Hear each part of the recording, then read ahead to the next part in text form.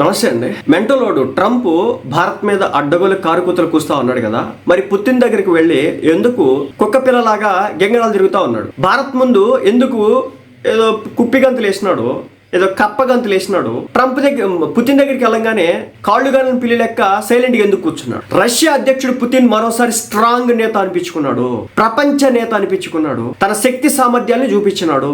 దాంతో అమెరికా ఈ రోజున అన్ని మూసుకొని వెళ్ళి సైలెంట్ కూర్చున్నటువంటి పరిస్థితి. అసలు విషయంలోకి వెళ్తే అలస్కాలో జరిగినటువంటి సమావేశం ఏదైతే ఉందో, ఉక్రెయిన్ యుద్ధాన్ని ఆపాలని చెప్పేసి ట్రంప్ పరిగెత్తుకుంటూ వెళ్ళినాడు కదా, ఏదో పగలదీసేవాడికి లాగా నోబెల్ ప్రైజ్ కోసం అని చెప్పేసి వెళ్తే అక్కడ పరిస్థితులు డిఫరెంట్గా ఉన్నాయి. భీరాలు పలికినాడు వెళ్లే ముందు, ఇజ్జే హాస్తా అని చెప్పేసి చివరాఖరికి కామ్గా వెనక్కి తిరిగి రావాల్సినటువంటి పరిస్థితి అయితే వచ్చింది. చివరాఖరికి పుతిన్ గారిని యుద్ధం ఆపకపోతే తీవ్ర స్థాయిలో పరిణామాలు ఉంటాయని చెప్పేసి హెచ్చరించినాడు.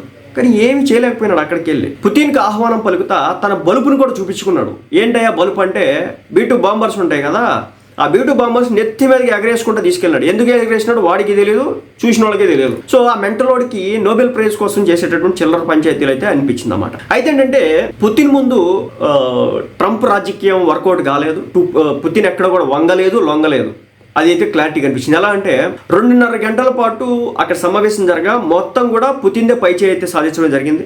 భేటీ తర్వాత వాళ్ళిద్దరు కలిసి మాట్లాడుకున్న తర్వాత మీడియా దగ్గరికి వచ్చిన క్రమంలో కూడా పుతిన్ దాదాపు 7.5 నిమిషాలు మాట్లాడితే అన్ని మాటలకి కూడా కొట్టి వదిలిపెట్టినాడు ట్రంప్, ఏమి చేయలేకపోయినాడు. సో మొత్తానికి 70% ఆధిపత్యం అయితే పుతిన్ చెలాయించినాడు ట్రంప్ పైన.